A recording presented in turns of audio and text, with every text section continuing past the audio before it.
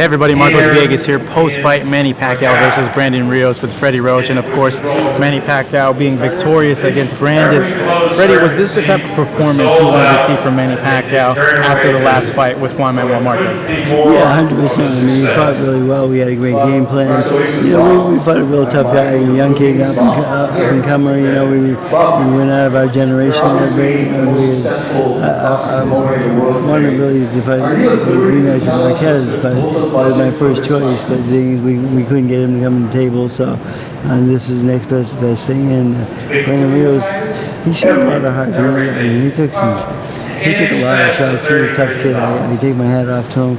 Manny fought a really good fight. It was a fun fight. He fought maybe one of the smartest fights I've seen him fight the whole time. He stuck to the game plan completely the whole time, under and out, moving to the right, away from his big overhand right. We completely took his right hand away from him. You know, there's only a couple left hooks, but that's not his strong side. We attacked his weak side, we moved to the right with southpaw. But it was a great fight for Manny. I think he's going to wake a lot of people up. I would have liked to see him finish the fight in the last round, but his compassion got in the way again, and I think he pulled up a little bit. But not to say that Brendan wouldn't have lasted, because he did last for the first 11 anyway, so it looked like he was fading a little bit. But but overall, I'm giving Manny a 9.9, and if we knocked him out, I would have given him a 10. Looking at the fight, did it answer any questions you had about Manny? It answered a lot of questions, because, coming off a knockout loss like that, you never know what's really going to happen or who's going to show up. And the gym really doesn't tell you that. The gym's a gym where you have 14-ounce gloves and headgears and so forth. I didn't. So I was worried a little bit. It was in the back of my mind all night long. This guy, just do one shot landing, and maybe that happening again. But Manny assured me, and the performance that he had showed me that he's past that. He's not going to bother him forever like it does to some people. You mentioned that you feel that Manny left him off the hook. Given that, what were you telling him in the corner, and what was he telling you if you were urging him to finish Brandon? No, in the last round, I actually said, okay. About the 10th round, I said, okay, I think it's about we can finish him. Okay. Before that, my instruction was keep boxing him. He's still a little bit dangerous. Just keep boxing him, and now be smart. Be smart. But then 11 and 12, I wanted to pick it up a little bit. I told him it's time, and then the 11th he picked it up a little bit for me. I was happy, and then 12. When I saw him touch gloves 3 times, I said, he's doing it again. Yeah, friends, but the thing is, one guy accepted defeat, and one guy, didn't want to hurt the other person, but Brandon never really tried after that moment either. I think both guys kind of said enough's enough. Looking at the fight as well, Manny worked to the body a lot, and he didn't faint and come forward like he usually does in a lot of fights.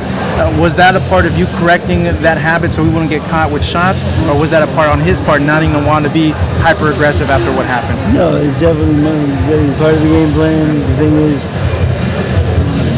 when Manny faints once and jumps the second time, and people start timing that, people watch tape and they're getting used to it, and they're reading it a little bit better. That's how Marquez I think he read that. He actually got so sometimes when they go on the 1 or 2 and 3, the thing is, so Marquez actually, when he counted 2 and he knew the third one, he knew he was coming on the third one, and that's when he caught Manny. So we knew we had to make a change there. So we didn't use the things quite as much. We used more angles instead of the things so much. And the body was the key. Because, we know Brandon Rios is like, he likes to eat too much. His diet is not very good because he lost his title, his first title on the scale. He goes to 40, and then he's fighting 47, and he's still having trouble making weight. And then he gains 16 pounds between weighing and fight. That's a lot of weight and stuff like this. So I game plan is to go to the body the entire night. The body attack, I think, will slow him down, and I was really happy with the body attack. Manny is fierce puncher to the body, and I didn't think Rios would be able to take those shots. I think he's cringing a couple times, but he got hurt a couple times with body shots. But he is a very tough person. Last question here, Freddie.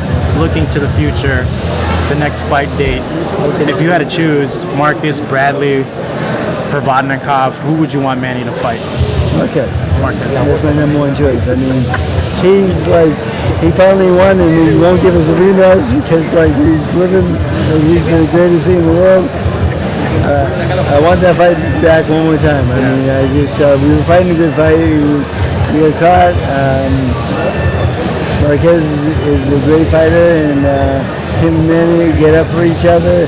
You know it's going to be another great fight. I mean, Mayweather's number one, of course, but that will be that doesn't run too far behind. After the performance here tonight, he might not want to take that fight, still Marquez, but either all, great performance. Manny Pacquiao showed vintage form, using a lot of movement and showing that he could take a punch and give a lot of punches against a very game Brandon Rios. Here with Freddie Roach, Marcos Viegas for the Boxing Channel.